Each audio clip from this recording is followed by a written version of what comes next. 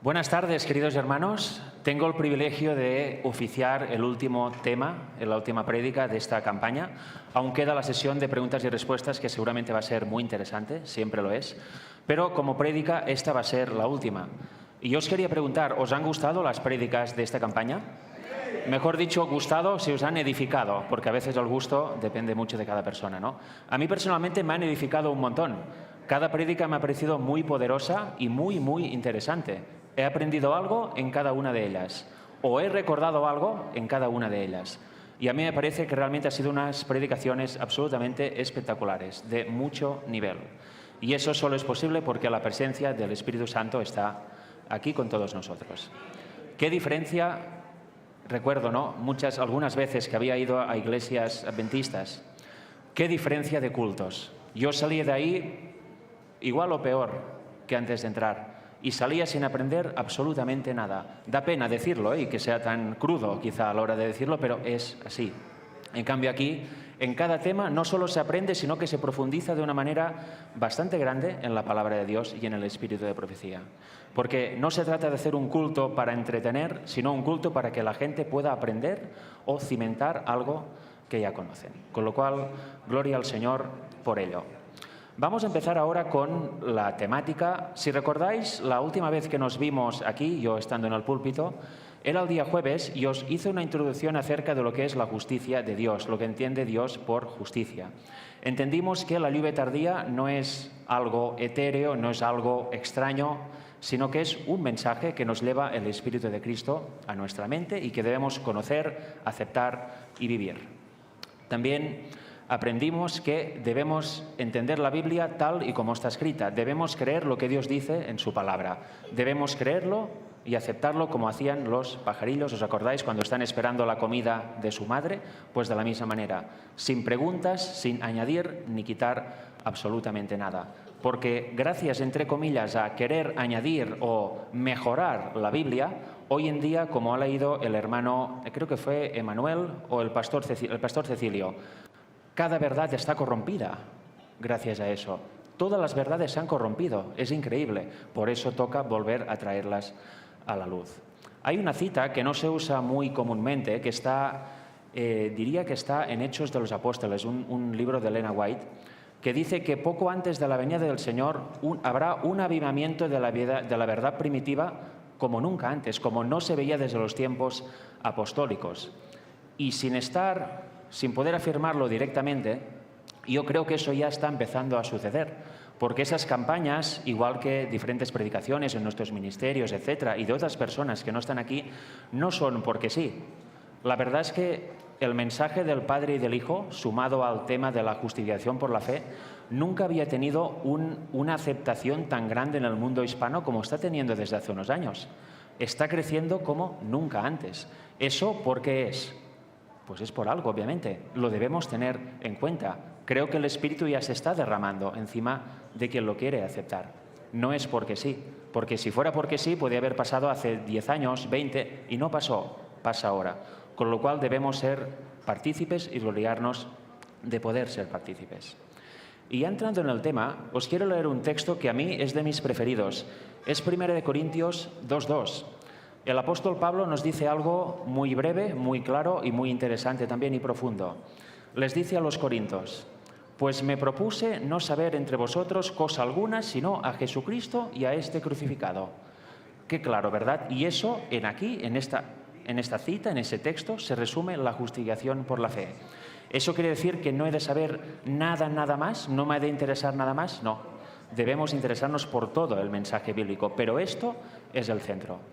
Y aquí se llega habiendo entendido que, por ejemplo, Dios no es una Trinidad, sino que Dios es el Padre. Este tiene un Hijo que fue engendrado en los días de la eternidad y este Hijo fue enviado por el Padre, por amor a la humanidad, a morir aquí por todos nuestros pecados. Llegamos aquí también entendiendo que Cristo, cuando se hizo hombre, tomó nuestra misma naturaleza, con todo su pasivo, sin ninguna excepción, como ha mostrado también el pastor Cecilio en la mañana. Y luego podemos entender la justificación por la fe. Porque si Cristo tuvo alguna ventaja o fue diferente en algo a nosotros ya no estamos habilitados para vencer. Porque nos dice: seguid mis pisadas. Él es nuestro ejemplo. ¿Cómo podría ser nuestro ejemplo si fue diferente a nosotros cuando estuvo aquí en la tierra como hombre? ¿Entendéis que no tiene sentido? Se destruye por completo el Evangelio. Con lo cual yo digo como Pablo, no me propongo cosa alguna sino conocer a Cristo y a este crucificado. De hecho, ahora me he acordado, el hermano Manuel ha clavado unos clavos esta mañana. Yo voy a dar el último martillazo. Hay mucha gente que es verdad que quiere separar la Biblia. Dice, no prediques de la justicia por la fe, predica de la deidad. Y a otros le dicen, como a él, no prediques tanto de la deidad, predica de la justicia por la fe. Es uno el mensaje, se ha de predicar todo y cada vez se ha de predicar. Yo no me aburro de escuchar temas de la deidad ni de predicarlos. Al contrario, cada tema es diferente al anterior, aunque haya el mismo conocimiento. Por tanto, esa deria, ¿no? O ese proceder que tienen algunos hermanos de querer separar o esto o aquello o solo esto o aquello, no tiene ningún sentido. Por desgracia, hay muchas personas en el movimiento del Padre y del Hijo que cuando conocen el tema de la deidad ya se creen salvos y perfectos y yo soy el no va más, y se quedan ahí. ¿Eso qué supone? Que no transforman su carácter. Este mensaje, junto con el de la justificación por la fe, ha tenido en mí un efecto muy positivo y en muchos hermanos, bueno, en todos los predicadores que estamos aquí y en muchos hermanos que no están aquí, pero que también han aceptado el tema. Ha tenido un cambio que ha supuesto una transformación de nuestro carácter, a semejanza del de Cristo. Yo hace unos años no tenía nada que ver con lo que soy ahora en carácter. Era inquisidor, dictatorial y no aceptaba nada que no conjugara o que no fuera lo mismo que yo creyera. No aceptaba lecciones de nadie. Era yo y solo yo. Yo iba a los lugares y mandaba, simplemente. Y los demás escuchan, me creen y luego me voy. Eso es satánico. Es una actitud completamente satánica. Tenía unas discusiones por las redes sociales absolutamente espectaculares. Al final incluso se rozaba la falta de respeto. Eso suponía en mí estar mal mentalmente y también físicamente. Hasta que un día me di cuenta. Yo hace años era un trinitario acérrimo, pero acérrimo de verdad. No toleraba a alguien que fuera no trinitario. De hecho, en mi mente estaba intentar matarlo espiritualmente, que no se legara a él por ningún medio y que mis hermanos no lo escucharan para nada. Imaginaros qué cambio. Y años después soy no trinitario yo.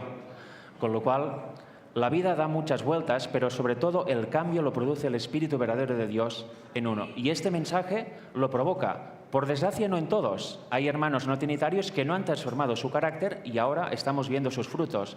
Ministerios independientes que predican una cierta verdad, en algunos casos, pero que tienen un carácter tan dictatorial y tan satánico que lo que hacen es alejar a la gente y se convierten en un problema para los predicadores que estamos hablando de esta verdad. Pero como siempre digo, eso es un ruido momentáneo, porque en el fondo, si somos serios, vemos que llegan a poca gente y cada vez van... ¿Ha saltado algo? No, ya ha vuelto. Van quedando más apartados del cuerpo que está siguiendo al Señor, con lo cual simplemente debemos soportar este ruido momentáneo y con el tiempo pasará. A veces uno piensa, ¿por qué dura tanto? ¿No? Puede terminar ya, pero hay que seguir los tiempos del Señor. Con lo cual, cuando un evangelio o el evangelio se acepta solo por teoría, no sirve de nada, se ha de vivir y luego hay una transformación del carácter. Vamos a empezar por eso con la temática. Vamos a leer simplemente un capítulo, Romanos 5. No nos vamos a mover de aquí. Y luego algunas citas también muy interesantes. Romanos 5.1 nos dice, justificados pues por la fe, tenemos paz para con Dios por medio de nuestro Señor Jesucristo. Y el versículo 2 nos dice, por quien también tenemos entrada por la fe a esta gracia en la cual estamos firmes y nos gloriamos en la esperanza de la gloria de Dios. Aquí, volviendo al primer versículo, nos dice, justificados pues por la fe. Vamos a ver por qué dice eso, porque el libro de Romanos, como los demás, es una carta, no está separada por capítulos originalmente. Debemos saber qué dice anteriormente, ¿no? Eso lo dice como conclusión de algo que dice en el capítulo 4 y que empezó ya a hablar en el capítulo 3 que ya vimos el otro día. Con lo cual vamos a los versículos finales del capítulo 4. ¿De qué está hablando Pablo aquí? Dice, él creyó en esperanza contra esperanza para llegar a ser padre de muchas gentes conforme a lo que se le había dicho. Así será tu descendencia. Está hablando de Abraham, obviamente. Y aquí vemos que habla de la descendencia de él. Y no se debilitó en la fe al considerar su cuerpo, que estaba ya como muerto, siendo de casi 100 años, o la esterilidad en la matriz de Sara. Tampoco dudó por incredulidad de la promesa de Dios, sino que se fortaleció en fe dando gloria a Dios, plenamente convencido de que era también poderoso para hacer todo lo que había prometido.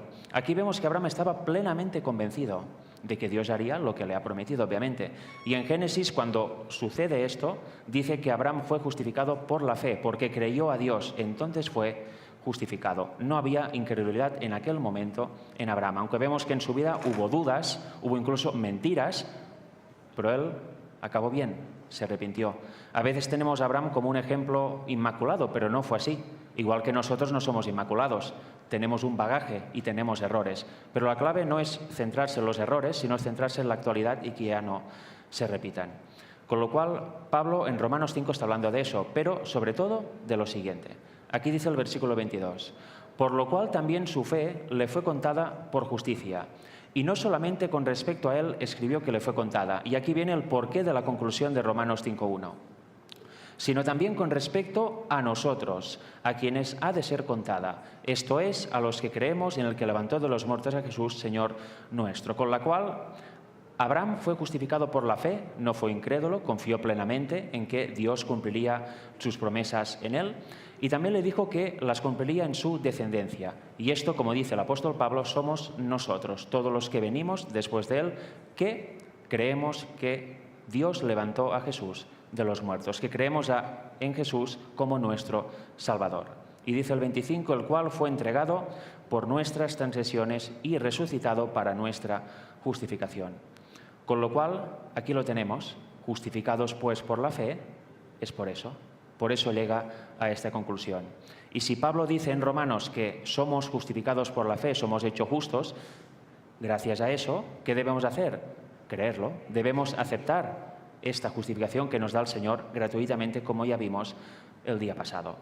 Luego nos dice que tenemos paz. Vamos a hablar un poquito de esta paz, porque la Biblia también nos habla de la paz de Cristo. A veces cuando pensamos en paz nos imaginamos una paz humana, pero aquí está hablando de la paz que el Señor nos da, una paz mucho más profunda y mucho más genuina. En Juan 14, versículos 26 y 27 nos dice, mas el Consolador, el Espíritu Santo, a quien el Padre enviará en mi nombre, Él os enseñará todas las cosas y os recordará todo lo que yo os he dicho. ¿Quién lo recordará? El Consolador, el Espíritu Santo. Y luego dice, la paz os dejo, mi paz os doy. Yo no os la doy como el mundo la da. No se turbe vuestro corazón ni tenga miedo. Con lo cual la paz del mundo no es la paz de Dios. Él nos da una paz integral, una paz que luego vamos a ver cuando hablemos de las tribulaciones, que también habla este capítulo. Nos da una paz que es permanente si la conservamos en nuestro interior. En cualquier situación que nos encontramos tendremos paz. ¿Por qué no la tenemos? Porque no la estamos cultivando. Pero si realmente tuviéramos todos los días la paz del Señor, en cualquier situación que pasáramos, estaríamos tranquilos, no nos pondríamos nerviosos, no habría ningún conflicto en nuestra mente, no habría el temor, porque Él nos deja nuestra paz. Y luego en la misma diapositiva hay dos versículos más, uno es Romanos 8:7 y el otro Santiago 4:4. El primero nos dice, los designios de la carne son enemistad contra Dios, con lo cual si algo es, en esencia, en naturaleza, en este caso enemistad contra Dios, quiere decir que no hay posible reconciliación. Los designios de la carne son, eran y serán siempre enemistad contra Dios.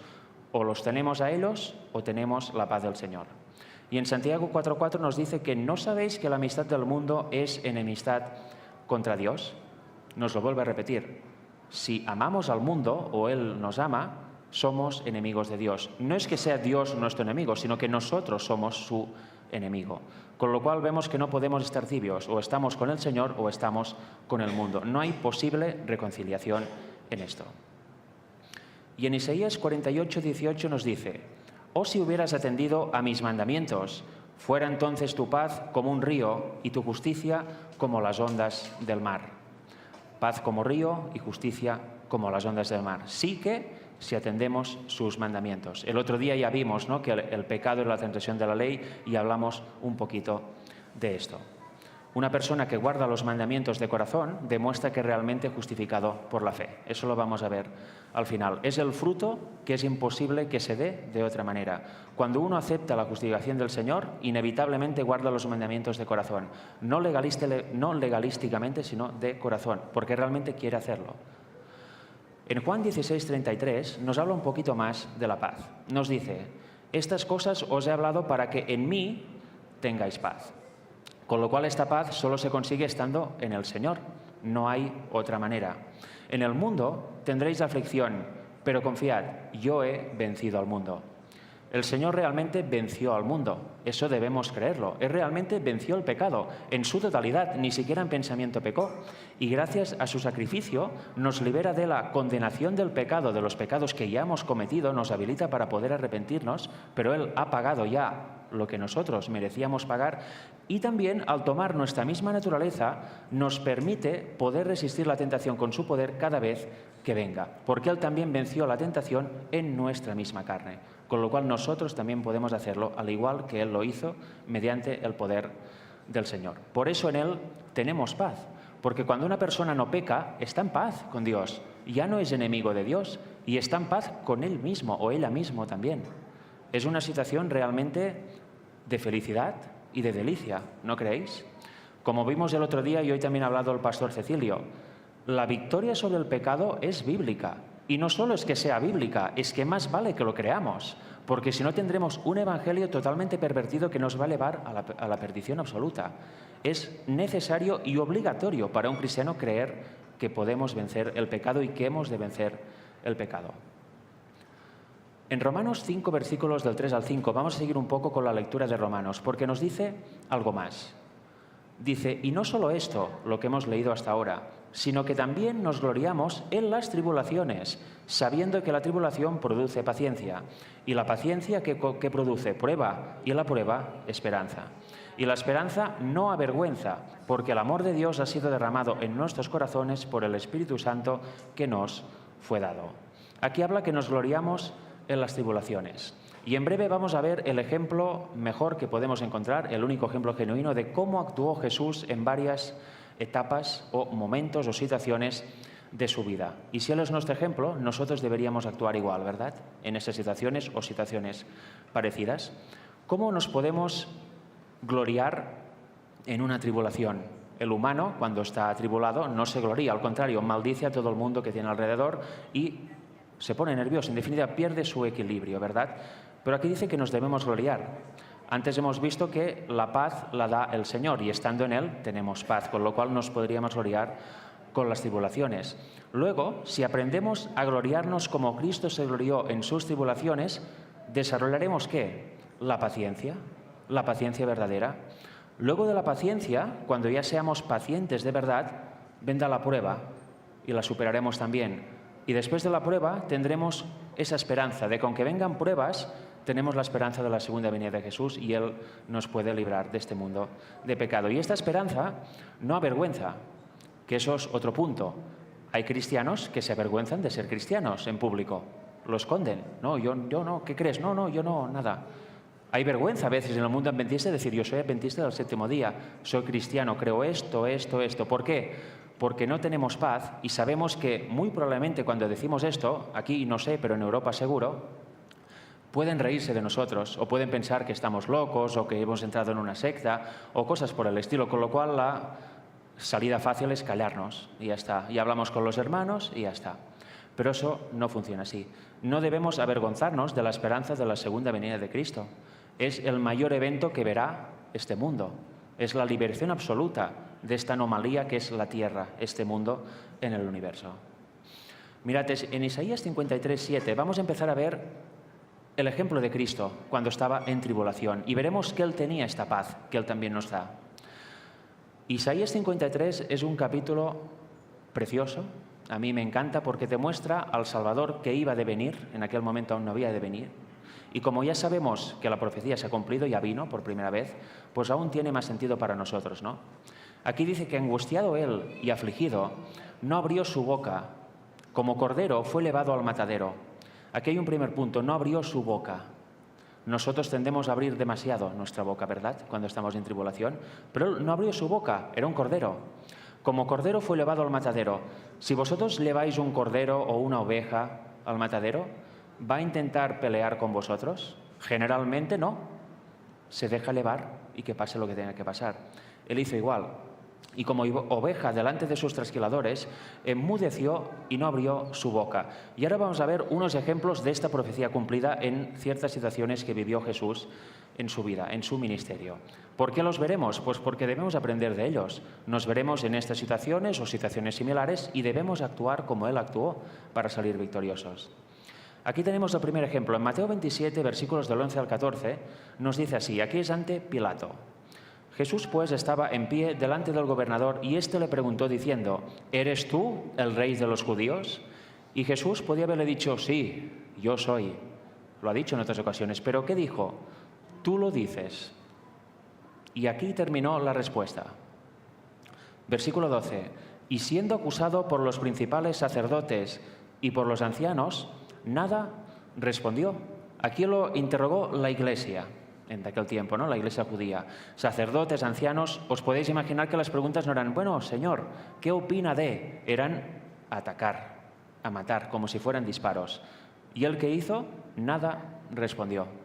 Muchos de nosotros, seguramente en una situación así, abriríamos la boca como nunca antes, ¿verdad? Empezaríamos a justificarnos y a explicar el porqué de todo. Pero aquí Jesús, pudiendo hacerlo, porque se puede responder en el Espíritu, nada respondió. Y debemos entender por qué nada respondió, por qué no contestó estas preguntas. El versículo 13 dice, Pilato entonces le dijo, ¿no oyes cuántas cosas testifican contra ti? Pilato era un mero espectador y decía, pero ¿no ves cómo te acusan? Defiéndete, ¿no? Dicen todo esto, ¿es verdad lo que dicen o no? Puedes negarlo y yo te salvaré de ser crucificado, porque ahora depende de mí, si te entrego a ellos o te dejo libre.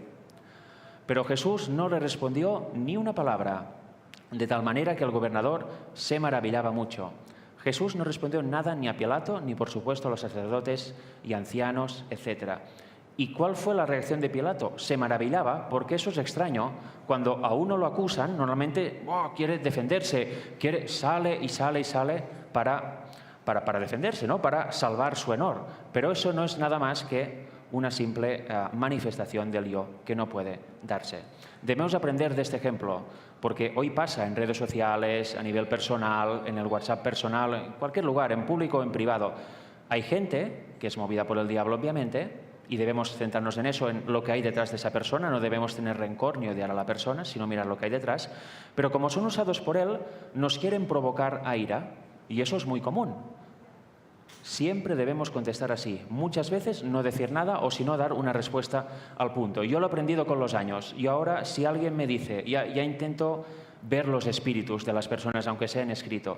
Si veo una pregunta capciosa o un comentario capcioso o un espíritu que no me acaba de gustar, guardo silencio. Prefiero dejarlo ahí, porque si no contestas tampoco hay contrarrespuesta, ¿verdad? Mucha gente no puede y está animado a contestar hasta que gana, ¿no? Hasta que el otro deja de contestar. Pero nosotros debemos hacer así, o callar o dar la respuesta idónea en cada momento. En este caso, Jesús, ante Pilato, no tenía nada que decirle. ¿Y qué iba a decir a los sacerdotes y ancianos? Si ya habían visto todo su ministerio y le habían perseguido por todos los lugares que iba, ¿qué iba a decirles? ¿Lo mismo para que no lo aceptaran y lo volvieran a negar? Mejor callar, enmudecer, ¿verdad? Y así da buen ejemplo, porque Pilato se maravilló. Dijo, ¿cómo puede ser que este hombre, con lo que le están diciendo, calle? ¿No ve que si no habla irá a morir? Pues sí, es lo que tocaba, aceptó su destino. Y luego los versículos del 27 al 31 del mismo capítulo, ya hemos avanzado, ya Pilato lo ha entregado y ahora ya lo llevan a crucificar. Bueno, eso es un momento antes de llevarlo a crucificar. Dice, entonces los soldados del gobernador llevaron a Jesús al pretorio y reunieron alrededor de él a toda la compañía. Y desnudándole, le echaron encima un manto de escarlata. Aquí vemos que Jesús ya le están no desnudando pausadamente, tranquilamente, sino arrancándole directamente la túnica. Es un maltrato físico. Y luego, no solo se quedó aquí, pusieron sobre su cabeza una corona tejida de espinas y una caña en su mano derecha, e hincando la rodilla delante de él, le escarnecían diciendo, «Salve, Rey de los judíos». ¿Sabéis? La corona tampoco se la pusieron finamente. Apretaron y era de espinos, se le clavaron todos los espinos en la sien. ¿Sabéis lo que duele esto? Y luego encima le escarnecían, se burlaban de él, que la burla es algo que nos pierde a todos, ¿verdad? Cuando alguien se burla de nosotros, crece una especie de fuego dentro, ¿verdad? Que si se escupe por la boca, ¿cómo acaba? Pues él aquí no vemos, no habla de ningún fuego en su interior, ni que dijera nada. acepta que le escarnezcan y que se rían de él. Y aquí Jesús tenía la razón. Él estaba en lo correcto. O sea, podía haberse defendido para decir, ¿por qué os burláis de mí? Calló y soportó el terrible dolor que ella estaba teniendo en el cuerpo. Pues que luego no terminó aquí. Y escupiéndole, tomaban la caña y lo golpeaban en la cabeza. No sé si alguna vez os han golpeado o os habéis dado un golpe. ¿No os produce instantáneamente una reacción de ira? Cuando te golpeas accidentalmente, cuando alguien te pega, ¿qué sale? Quieres devolverle el golpe. Te viene ira, ya no eres tú en aquel momento. Hay 2 segundos que ya no eres tú, puede pasar cualquier cosa. Si te das un tiempo para pensar, luego ya se pueden calmar las cosas. Pero aquí no, aquí Jesús, le escupen, toman la caña, le golpean en la cabeza, herida ya por la corona de espinas, y veis que en algún momento diga, y Jesús se levantó y empezó a hablar. Seguía callado, como una oveja, como un cordero, así, ahí. Y después de haberle escarnecido, porque aquí no nos dice el tiempo, eso no fue una vez, fue durante rato, escupitajos, golpes, la corona ahí clavada durante bastante tiempo, burlas, eso no fue un minuto, fue bastante rato. Después de esto, Jesús seguía callado, después de haberle escarnecido, le quitaron el manto, le pusieron sus vestidos y le llevaron para crucificarle. Todo eso aguantó Jesús. Yo no conozco a ninguno de vosotros, ni yo mismo, que haya pasado por esto. Pero si algún día en el futuro hay que pasar por el martirio, lo cual es probable, hay gente que ha de pasar por el martirio, debemos recordar esto, debemos tener esa actitud. Pero esa actitud no se tiene, no se consigue pensando, bueno, va, pues voy a hacerlo. Se consigue solo teniendo el Espíritu de Dios en nosotros. Como repetimos constantemente, Cristo en nosotros, esperanza de gloria. Sin eso es imposible, sin eso no pasaremos la prueba. Vamos un poco más adelante, ahora ya llegamos a la cruz.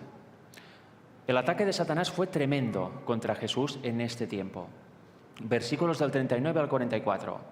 Dice, y los que pasaban le injuriaban, meneando la cabeza. ¿Os imagináis la situación? Gritos y mover la cabeza, o sea, era violento. Y diciendo, tú que derribas el templo y en 3 días lo reedificas, sálvate a ti mismo. Si eres hijo de Dios, desciende de la cruz. Aquí vemos que es una acusación satánica porque veis que no dice tú que eres hijo de Dios, lo pone en duda.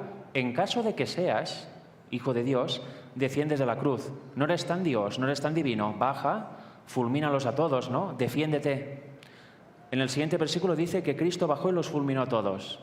No dice esto. Dice, de esta manera también los principales sacerdotes, escarneciéndole una vez más, con los escribas y los fariseos y los ancianos decían, aquí vemos la Iglesia escarneciendo al Mesías. Qué tremendo, ¿no? ¿Qué va a pasar con el pueblo de Dios al final?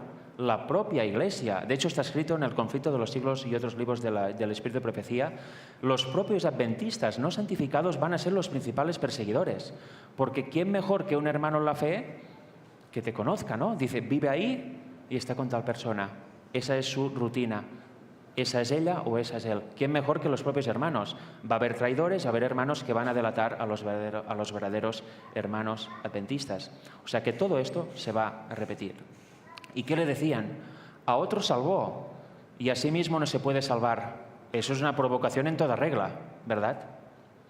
Si es el rey de Israel, otra vez, si es, cuando lo era, pero él si es, incredulidad, descienda ahora de la cruz y creeremos en él.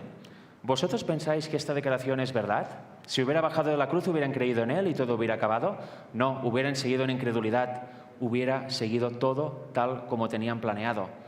Jesús no vemos que haya bajado de momento de la cruz ni haya hecho nada, ¿verdad? Vamos a seguir un poco más.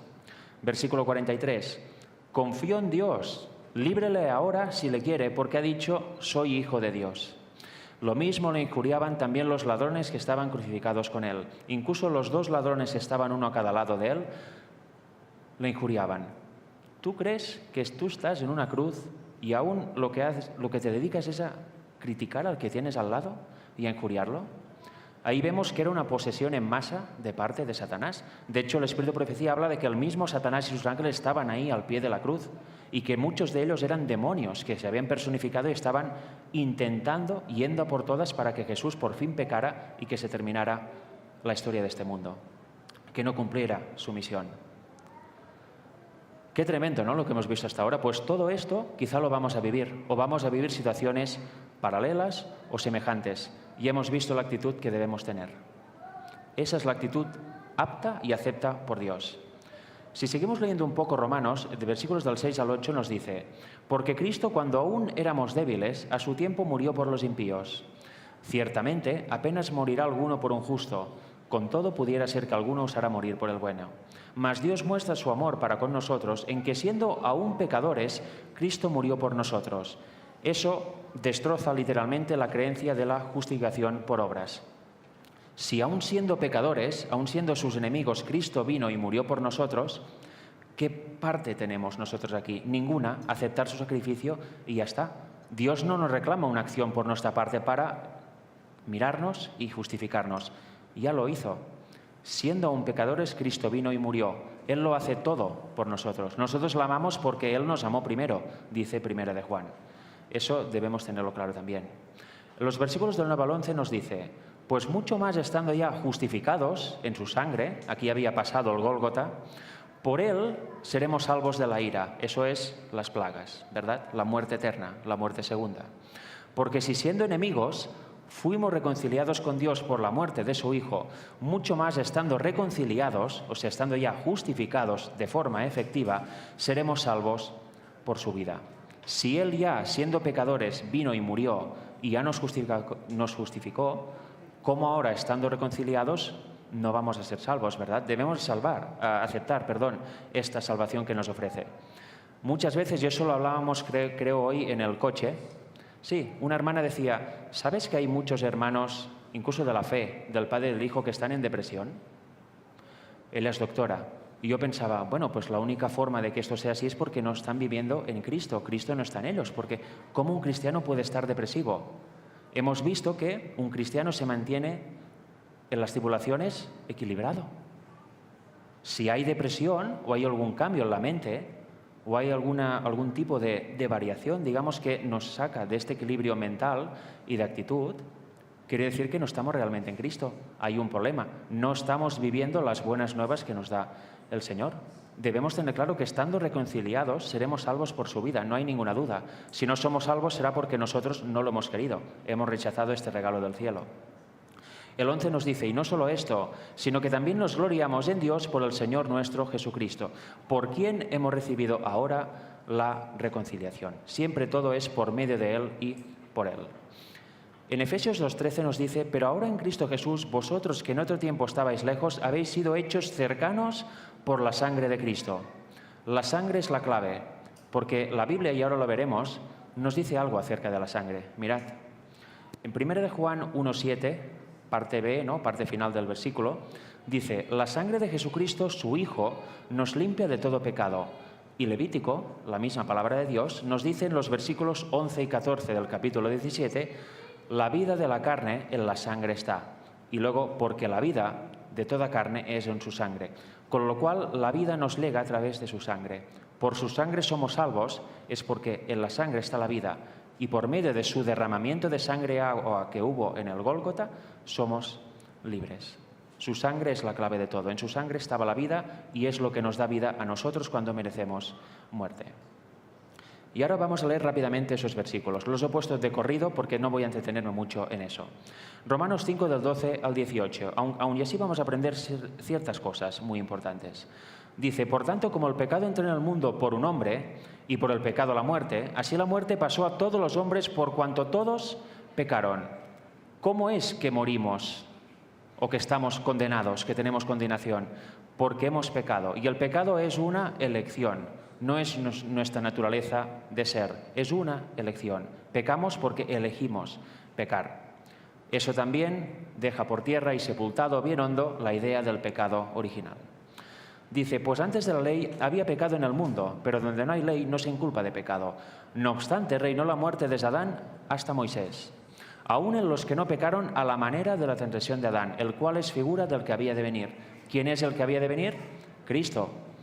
Algún hermano, ya no recuerdo quién, uno de estos días nos ha hablado de este primer Adán y segundo Adán, ¿verdad? Pero el don no fue como la transgresión, porque si por la transgresión de aquel uno murieron los muchos, abundaron mucho más para los muchos la gracia y el don de Dios por la gracia de un hombre, Jesucristo. Por el primer Adán, muchos han muerto. Por otro hombre, Jesucristo, muchos van a la vida. Y con el don no sucede como en el caso de aquel uno que pecó, porque ciertamente el juicio vino a causa de un solo pecado para condenación, pero el don vino a causa de muchas transgresiones para justificación. Pues si por la transgresión de uno, que es Adán, uno solo, reinó la muerte, mucho más reinarán en vida por uno solo, que es Jesucristo, los que reciben la abundancia de la gracia y el don de la justicia. Así que como por la transgresión de uno vino la condenación a todos los hombres, creo que este versículo a veces se traduce como culpa y algunas personas se aprovechan de eso para decir que nacemos culpables, luego vamos a ir a ello. Dice, por la transgresión de uno vino la condenación a todos los hombres, de la misma manera por la justicia de uno vino a todos los hombres la justificación de vida. ¿Por qué por la transgresión de uno vino la condenación a todos los hombres? ¿Porque heredamos la culpa? No. ¿Sabéis que hay gente en el movimiento del Padre y del Hijo que dice que nacemos culpables, que nacemos pecadores y que heredamos la culpa? Es una especie de pecado original encubierto. Cuando le preguntas a esa persona, te dice, no, yo no creo en el pecado original. ¿Y entonces qué es? Y luego intenta convencerte con argumentos satánicos, ¿no? Pues sí, hay un ministerio que predica eso. Muchos no lo sabéis, porque a veces es encubierto, pero yo sí porque lo conozco en persona. Está predicando esa barbaridad. Y algunos la han creído. ¿Vosotros creéis que eso es justificación por la fe? Y lo tapa todo con el manto del mensaje de 1888. Dice que esto está claramente escrito en el libro de Waggoner, Cristo y su justicia. No sé si lo habéis leído, pero si lo leéis os aseguro que no encontraréis nada de esto. Y otros errores más se predican en la verdad del Padre y del Hijo, que vamos a ver brevemente después. ¿Por qué la condenación pasa a todos los hombres? Porque nacemos con naturaleza caída. Por eso pecamos. Pero el pecado es una elección. Lo que pasa a todos los hombres es su naturaleza, la naturaleza caída de Adán. Si os fijáis, Adán fue creado a imagen de Dios. Pero cuando Adán tuvo los hijos, ¿qué? A imagen de él los creó después del pecado, ¿verdad? Por eso es. No es que nacemos con culpa, es que nacemos con naturaleza caída, simplemente. Y el Espíritu de Profecía lo aclara muy bien también. De hecho, tengo un tema en mi canal que se titula La herencia. Hay una serie que se trata del pecado. La primera es el pecado heredado y la segunda es el pecado cometido. Pues cuando hablo de la herencia de pecado, muestro todo esto de forma correcta, ¿no? Porque hay ciertas citas del Espíritu de Profecía que se pueden malentender muy fácilmente. Y predicadas de la forma correcta, en sentido satánico, muchos pueden caer en el error. Pero si somos sinceros y leemos lo que realmente dice ahí, comparando una con otra, vemos que lo que se está refiriendo ella y también la Biblia es que nacemos solamente con naturaleza caída. Por eso la condenación vino a todos los hombres. Y por otro hombre que vino la justificación, ¿verdad? Por Cristo. Para ir terminando Romanos 5 del 19 al 21 nos dice: porque así como por la desobediencia de un hombre los muchos fueron constituidos pecadores, así también por la obediencia de uno los muchos serán constituidos justos. ¿Aquí dice que todos serán constituidos justos? No. La salvación es para todos, nos la da a todos, pero muchos lo rechazarán por desgracia. Pero la ley se introdujo para que el pecado abundase, mas cuando el pecado abundó, sobreabundó la gracia. Eso es una gran lección. Podemos vivir rodeados de pecado, ¿no? Podemos ver pecado por todas partes y, bueno, Medellín es un gran ejemplo, ¿no? Si paseáis o vais en coche por aquí, y toda ciudad, de hecho, toda ciudad grande. Pero cuando hay mucho pecado, ¿qué? Sobreabunda la gracia. Dios siempre gana. Dios siempre da mucho más de lo que el Satanás ofrece o da. Y versículo 21, para que así como el pecado reinó para muerte, así también la gracia reine por la justicia para vida eterna mediante Jesucristo, Señor nuestro.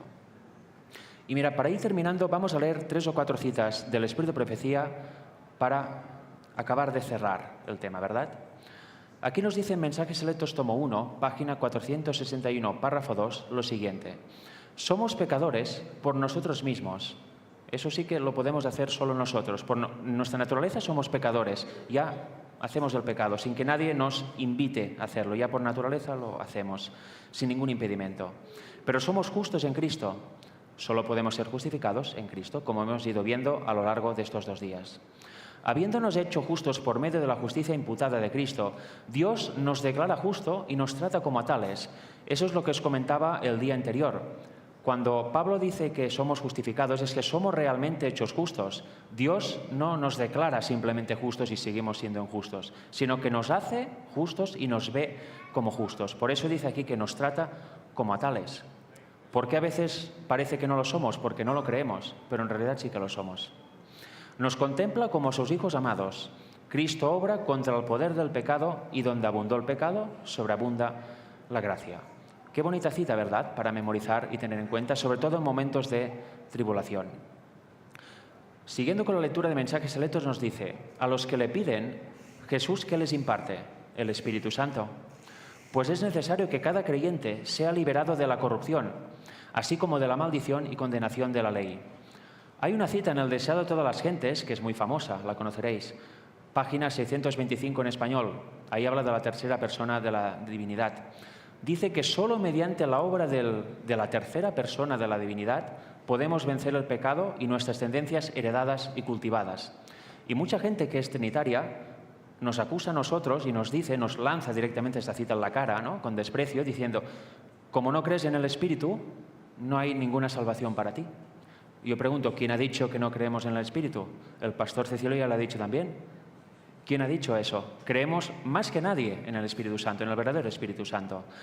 Y poco después de esta cita dice: Cristo ha dado su Espíritu como poder divino. Aquí ya no lo leen, aquí ya se corta, ¿verdad? Con lo cual, ¿quién es la tercera persona? El Espíritu de Cristo. Con lo cual, el verdadero Espíritu de Cristo, su Espíritu, es este el que nos libera de toda tendencia heredada y cultivada. Y tiene su sentido, porque Él venció toda tendencia heredada y cultivada. Es Él el que nos libera del pecado en su totalidad. Con lo cual, ¿quién más que su propio Espíritu puede hacer esta obra en nosotros? ¿Lo va a hacer un tercero que no ha vivido la experiencia que nosotros vivimos a diario? ¿Verdad que no tiene sentido? Es muy fácil entender el espíritu de profecía. Lo único que hace falta es voluntad y falta de prejuicios, sobre todo.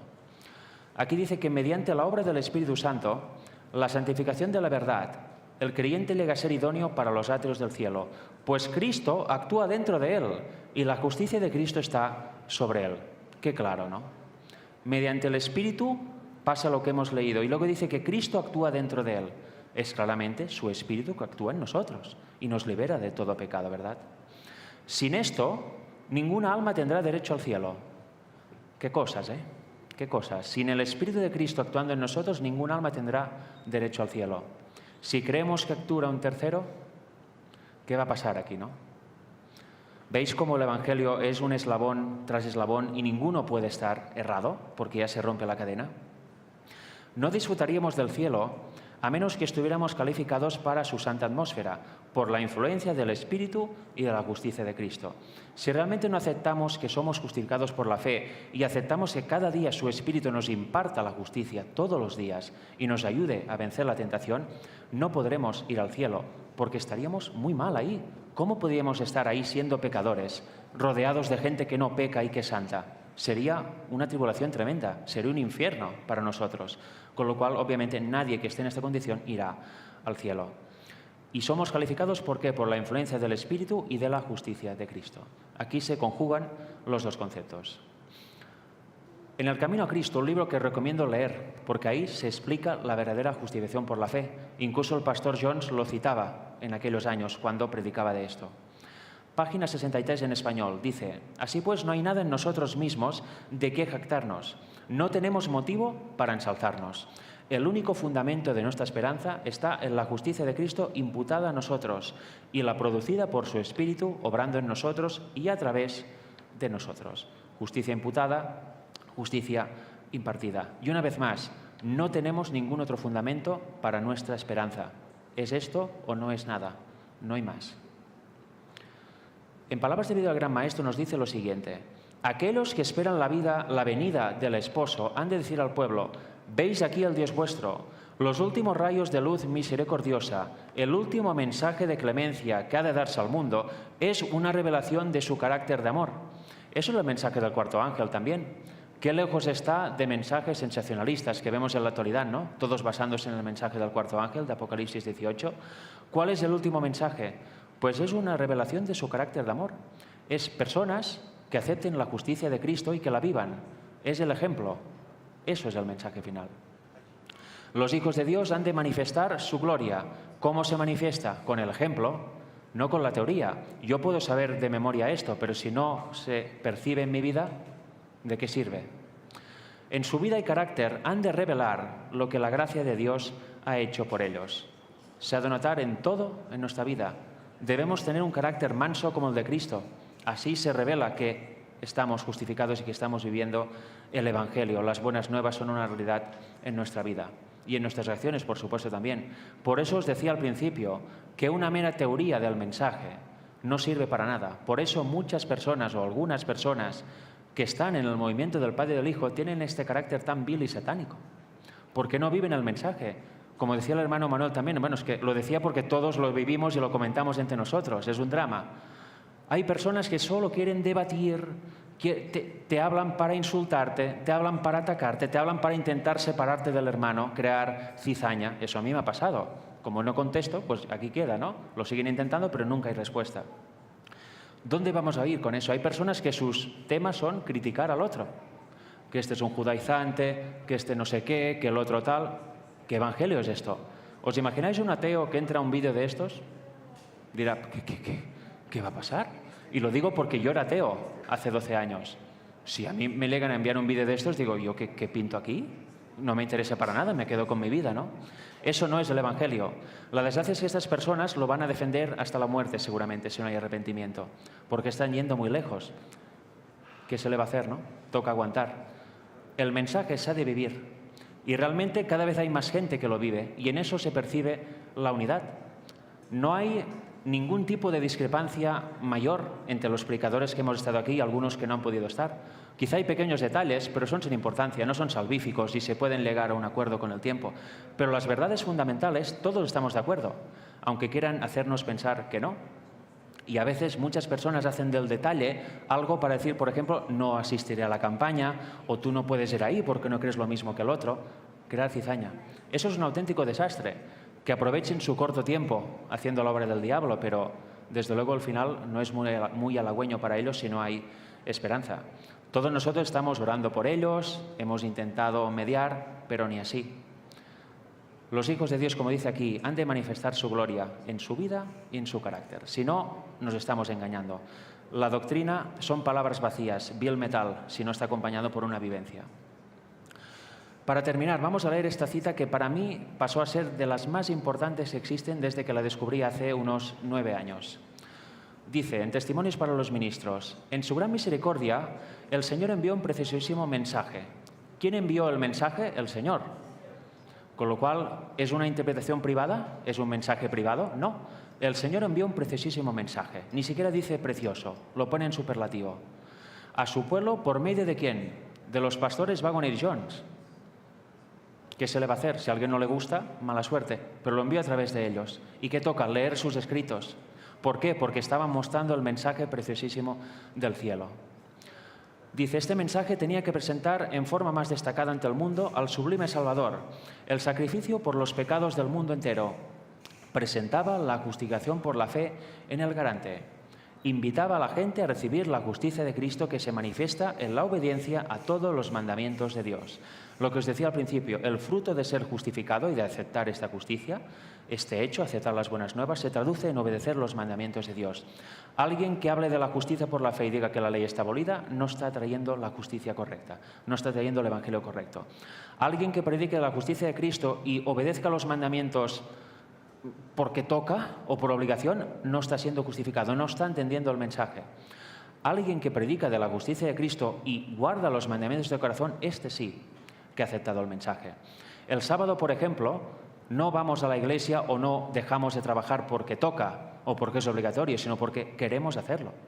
Porque realmente queremos estar y recibir esta doble bendición que hay en el día santo del Señor, ¿verdad?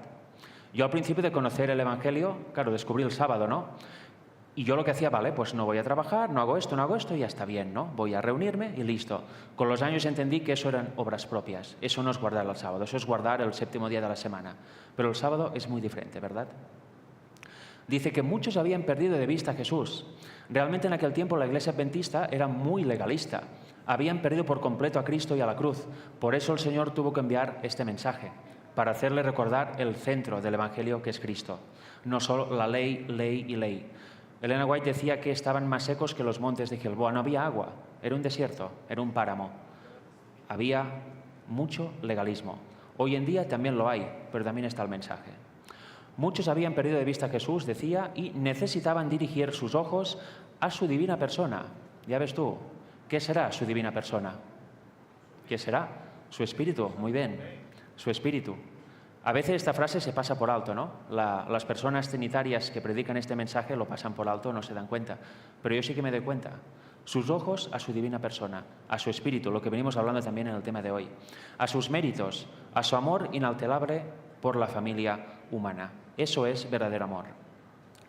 Y para casi finalizar, sigue diciendo la cita: todo el poder es colocado en sus manos, y él puede dispensar ricos dones a los hombres, impartiendo el inapreciable don de su propia justicia al desvalido agente humano. Este es el mensaje que Dios ordenó que fuera dado al mundo. Qué claro, ¿no? Y aparte sigue: es el mensaje del tercer ángel. Más claro imposible. ¿Qué es el mensaje del tercer ángel? Esto. Y cuando alguien comprende esto y lo vive, está capacitado, habilitado para poder denunciar a Babilonia. Porque muchos adventistas, supongo sinceramente, denuncian a Babilonia siendo babilónicos o con el espíritu del anticristo. Hay que denunciar a Babilonia con el espíritu de Cristo, porque el Señor dice que salid de ella, pueblo mío. Debemos llamar a la gente a salir de Babilonia, no a condenarlos o a enterrarlos aún más hondo, ¿verdad? ¿Vosotros creéis que alguien va a reaccionar si le insultáis, si le atacáis, si le empezáis a señalar sus errores? No. Pero si le decís que hay algo mejor, quizá, que debe conocer, o vais con amor y lo tratáis y le dejáis su tiempo para que coma y digiera el mensaje, así se sale de Babilonia. Lo que estamos viendo, y mucho más, por supuesto, que no he hablado hoy, es el mensaje del tercer ángel. Y este es el mensaje que es el fuerte pregón, porque dice que ha de ser proclamado en alta voz y acompañado por el abundante derramamiento de su espíritu. Lo que vimos el otro día, esto es la lluvia tardía, es el mensaje final, es el fuerte pregón, es esto. Y última cita, que es continuación de esta. A pesar de nuestra indignidad, siempre hemos de tener en cuenta que hay uno que puede quitar el pecado y salvar al pecador. Cristo quitará todo pecado reconocido delante de Dios con corazón contrito. Esta creencia es la vida de la Iglesia. Entonces, ¿por qué las iglesias adventistas, me refiero, pero ya en general todo el mundo cristiano está sin vida? ¿Por qué hay ese estado tan deplorable a nivel general? Pues porque no se conoce ni se cree el mensaje. No se cree realmente eso que hemos visto. Y no me digáis que no es maravilloso que alguien le diga a una persona que no conoce a Dios esto: Cristo quitará todo pecado reconocido delante de Dios. Cristo te ayudará a ti, humano desvalido. Solo hay uno que puede quitar tu pecado y hacerte feliz y cambiar tu existencia por completo. ¿Imagináis que lo digáis a un católico? Que piensan que el cura es intermediario entre Dios y los hombres, o que el propio Papa, ¿no?, es el intermediario por excelencia. Cuando le dices, y eso ya ha pasado, que solo uno, que es Cristo, puede quitarte el pecado, no me digáis que no es una buena noticia o es una buena nueva. Quienes lo aceptan realmente se convierten. Hay una persona incluso que conozco que era católica y le explicó eso al cura. Donde se iba a confesar, un día fue y ya no se confesó más y le dijo: ¿no te da vergüenza de engañar a la gente con esto? Y le mostró parte de este mensaje. Y el cura se quedó sin palabras, obviamente. Yo creo que comprendió. No sé si hizo cambios. Pero no me digáis que esto no es una buena nueva. Es una buena nueva.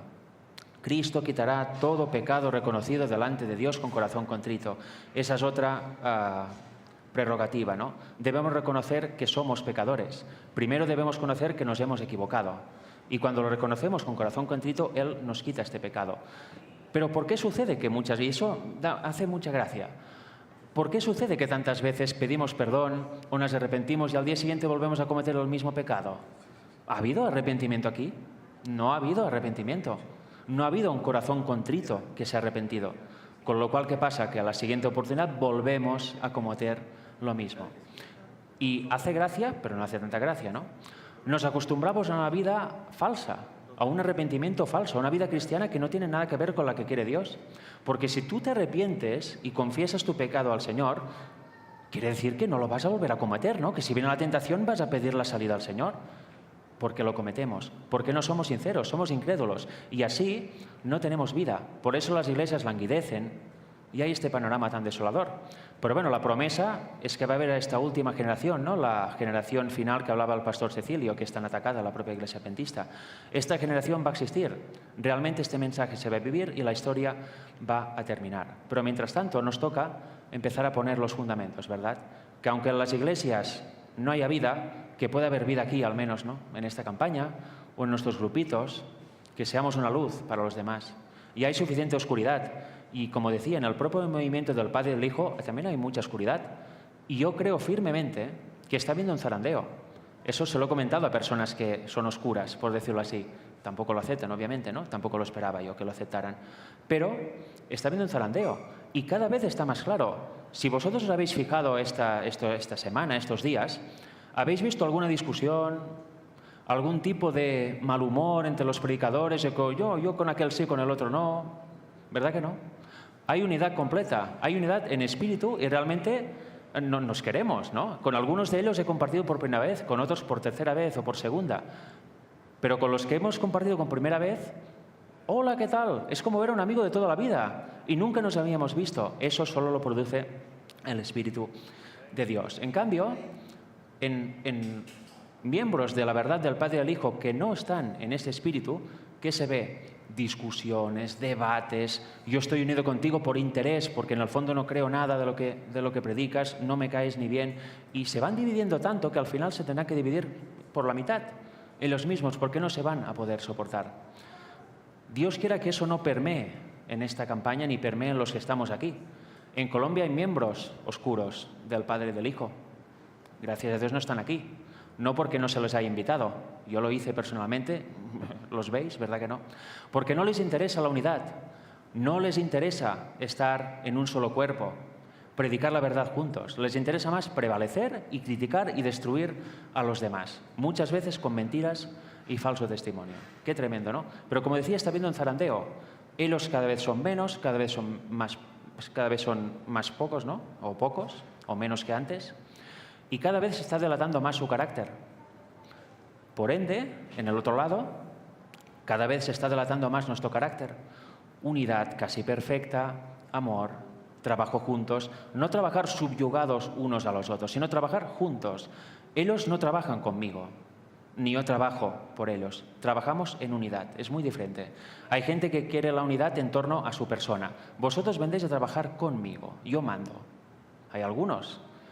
No voy a decir nombres y apellidos, por supuesto, pero nosotros no. Mantenemos nuestra individualidad, pero somos uno a la vez. Esta es la verdadera unidad bíblica.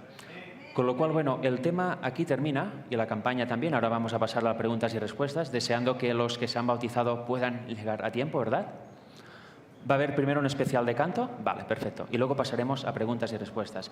Yo deseo de todo corazón que este mensaje ha sido relativamente corto, ¿no? No hemos visto ni mucho menos todo el mensaje de la justicia por la fe, pero espero que os haya edificado y podido ayudar en algo.